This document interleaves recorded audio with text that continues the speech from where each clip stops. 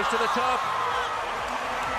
Bakit hindi mo dapat ikumpara yung sarili mo sa iba? Kamusta, Young Bloods? Ang pag-uusapan natin ngayon ay isa sa pinakamahirap iwasan sa business world. Ang pagkukumpara ng sarili sa iba. Kaya tapusin mo tong video na to kasi isa to sa pinakakailangan mo pag nagne-negosyo ka na. Ako nga po pala ulit si Jimmy Libara, isa po akong entrepreneur at meron na po akong 4 na branch ng clothing shop dito sa Nueva Vizcaya. Tara, simulan na tayo. Kwento ko lang muna sa inyo, Young Blood. Nung nagsimula ako nagnegosyo, isa ako sa mga OG dito sa probinsya namin na nagtinda ng damit pati ng sapatos. So ito na nga, yung shop lang namin dati napakaliit lang. Tapos wala pang CR yun. Nung nagsimula kami nung negosyong yun, halos wala pa kaming kakompetensya. Kasi kami nga yung nauna. Talagang trinabaho namin, niratrat namin yung galawan namin doon. Hanggang sa nagkaresulta kami na nagkaresulta. So dumating yung time na dumami na rin yung nagbebenta ng katulad sa amin. And tandaan nyo, Young Bloods, hindi may iwasan sa negosyo yun. And one time, meron kaming parang naging rival. Talagang kinokompetensya kami. So ang nangyari nun, kung ano yung lalabas naming ibebenta, yun din yung ibebenta niya. Kaso ang advantage namin nun, laging kami yung nauuna sa mga produktong magaganda tsaka trend dati. So in short, 1 month na galansyahan na namin yun bago nila gagayahin. So pag nagaya na nila, sobrang bababaan nila yung presyo. So eto na nga,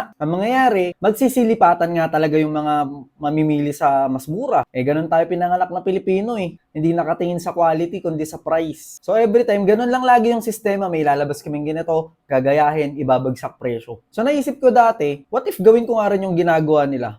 Bago niya pa ibagsak yung presyo, ako na magbabagsak. Pero naalala ko dati, sabi ng mentor ko, huwag kang pumalag sa price war. Palupitin mo yung produkto mo. Kasi nainggit na ako dati nun eh. So parang ang gameplay ko na lang din dun is magbagsak presyo na lang din. Pero nung naalala ko yung sinabi ng mentor ko, talagang trinabaho ko yung negosyo namin. Unti-unti nagpa-production na ako ng sarili kong mga damit, mga shorts, mga pants, hanggang sa niraratrat ko yun ng marketing. Tapos tuloy-tuloy na. Alam mo matinding part? After 1 year, nakalipat kami sa mas magandang shop at mas malaki. Tapos naka-open ako ng pang second branch ko. Tapos yung nangyari sa kakompetensya ko, nalugi sila.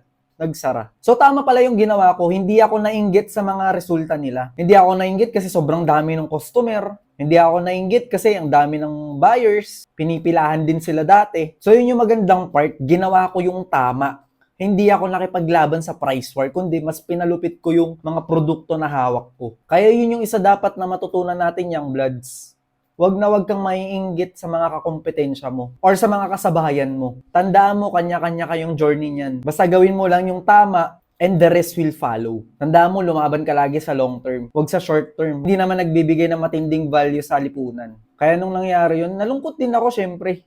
Kasi parang tinanggalan ko sila ng karapatan para kumain. Pero ganun talaga sa negosyo, Young Bloods. Hindi mo kayang pumatay, ikaw yung mamamatay. At kahit ayaw mong pumatay, may mamamatay. Lalo pag hindi kayang lumaban sa gera ng pagninegosyo. Kaya back na tayo dun sa topic natin, na bakit hindi mo dapat ikumpara ang sarili mo sa iba, lalo na sa pagninegosyo. Alam ko, Young Bloods, sa kaka-scroll natin, hindi natin maiwasan talaga na may makita tayong mga successful na mga negosyante sa Facebook or sa social media, na para bang kala mo meron silang golden touch or hand of Midas, na kada hawakan nila magiging ginto. Minsan nabubulag tayo sa ganun. Pero tandaan nyo, Young Bloods, wag kayong titingin sa resulta. Tignan nyo yung mga sinacrifice at ginawa nila bago nila nakuha yung mga bagay na meron sila ngayon. Kasi isipin mo, hindi naman tayo si Bill Gates, si Elon Musk, Steve Jobs. Kaya naman, wag na tayo magpanggap na maging katulad nila. Kasi may kanya-kanya tayong istorya sa buhay. Unang-una, hindi natin alam ang pinaka-kwento nila. Laging highlight reel lang yung nakikita natin sa Facebook o social media. Ni hindi man lang nga nating nakitang nag-doubt, nag-feel o umiyak sila sa harap ng computer nila. Oo, Young Bloods, tao rin sila. May mga challenges lang din. Ang nakikita na lang natin ngayon is yung mga resulta nila. Kaya parang ang sarap-sarap na lang ng buhay nila. Pero kung babalik ka din sa situation nila, sobrang hirap din ng ginawa nun, kaya naging ganun yung mga yun. May kanya-kanyang timeline tayo. Alam nyo ba, Young Blood, si Steve Jobs, nung tinayo niya yung Apple, 21 years old siya. Pero si Colonel Sanders, yung may-ari ng KFC, 65 years old na siya nung nagsimula siya mag-KFC. See?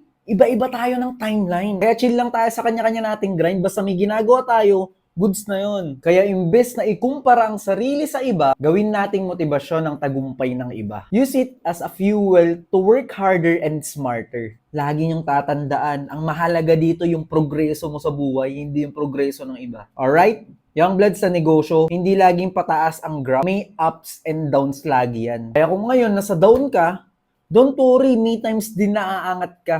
As long as you moving forward, kahit dahan-dahan, mananalo ka pa rin sa dulo. Kaya ako lang naman ginawa tong video na to para iwasan natin yung pagtingin palagi sa ibang tao. Kakatingin mo palagi sa iba, hindi mo na nakikita yung sarili mong dinadaanan. Di porket siya yumaman ng ganitong edad, ng ganitong situation, same din kayo. Si God is a perfect God. Ginagawa niya yung para sa atin is para sa atin talaga.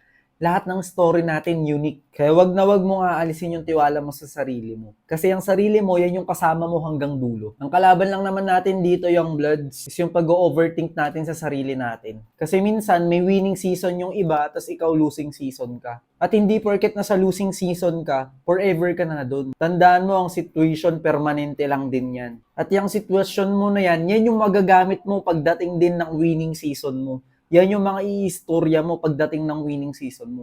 Kaya huwag ka mainggit sa iba. Focus ka sa sarili mo, focus ka sa trabaho mo, and the rest will follow. Kaya samahan nyo ako, Young Bloods, kung parehas tayo ng prinsipyo sa buhay. Nagtulong-tulong tayo, magsama-sama tayo, na trumabaho ng malupit. Kasi naniniwala ako pag nagsama-sama tayong mga Young Bloods, is marami tayong kabataang may inspire din dyan sa labas. Lalo pagdating ng time na nagkakaresulta na tayong lahat. Huwag kayong mag-alala, Young Bloods. Hindi ko rin talaga maiwasan dating mainggit, magkumpara ng sarili sa iba. Pero simula nung inalis ko na yon, dun na bumilis yung sistema, dun ko na na-appreciate yung mga bagay-bagay, dun ko na na-appreciate yung binibigay na blessing sa akin ni Lord. Kasi hanggat nakatingin ka sa iba, hindi mo makikita yung sariling blessing sa'yo na binibigay ni God. Kaya tuloy-tuloy lang tayo, dire-diretso lang tayo. Kung may naging successful na kakilala natin, matuwa tayo sa kanila at huwag nating kaindikan, huwag nating siraan. Kasi dadating din yung panahon na ikaw din yung magiging successful at ikaw din yung papalakpakan nila. Alright? So, salamat sa pagtapos ng video na yon. Alam ko marami na naman kayong natutunan. Narinig mo tong vlog na to kasi may dahilan. Ang dami sanang video yung dapat mong panoorin dyan, pero ito yung tinapos mo. Kaya huwag nyo kalimutan mag-comment,